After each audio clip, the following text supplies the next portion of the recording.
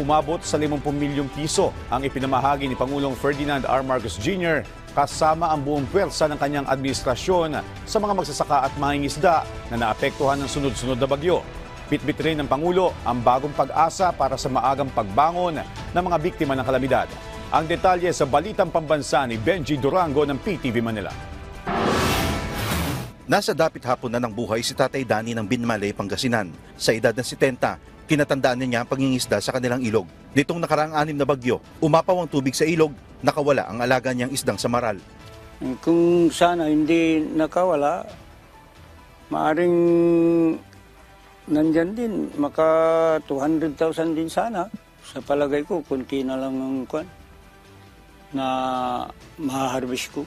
Tulad niya, madilim ang hinaharap ngayon ng mga mangingisda ng Pangasinan. Malaking bahagi ng supply ng bangus na binabagsak sa dagupan, dito naman sa Lingayen ng gagaling. Pero dahil sa climate change, hindi lang mangingisda ang nakakawawa, kawawa rin pati ang mga magsasaka. Ang binhi ng palay na ito katatanim lang ngayon. Hindi pa man daw lubusang nakakaahon sa epekto ng El Nino, binugbog naman sila ngayon ng magkakasunod na bagyo.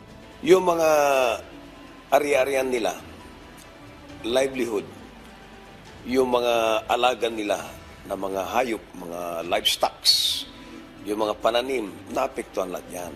Bagamat pilit kinakaya ng mga taga rito ang magkakasunod na pagsubok, humihiyaw pa rin sila ng saklolo sa gobyerno. Mabigyan din kami ng pansin dito sa yung kalagayan din dito sa mga pispan namin dito sa Binmalay na maobserbaan din sana kami dito.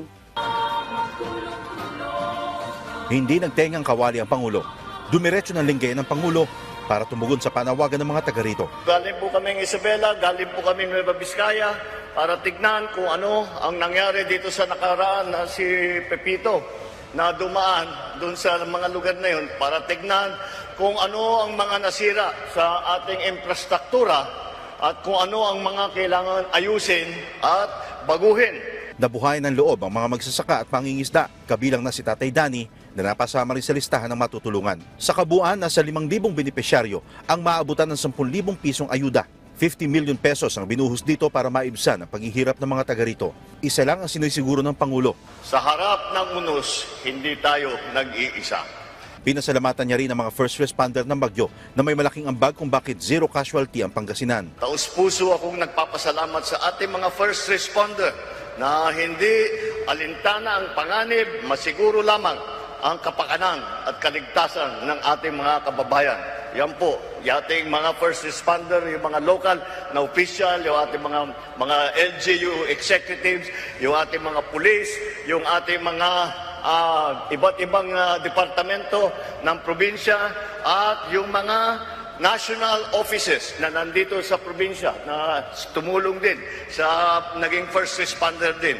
Ay maraming salamat. Para sa pamahalang panlalawigan, hindi raw nila ito makakalimutan. Itong pagpunta po ni Pangulo at makita po at maipamahagi itong tulong na personal ay isa pong tatanawin po namin ng utang na loob sa kanya. Dahil sa pag-abot na ito ng Pangulo, makakapagsimula uli si Tatay Danny. Kahapon nag-uusap lang tayo, nananawagan ka, ngayon nandito ka, kasama ka sa listahan, ano masasabi mo?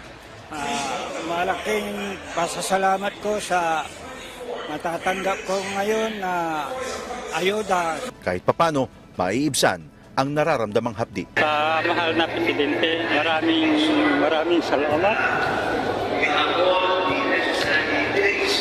Mula sa PTV, Benji Durango para sa Balitang Pambansa.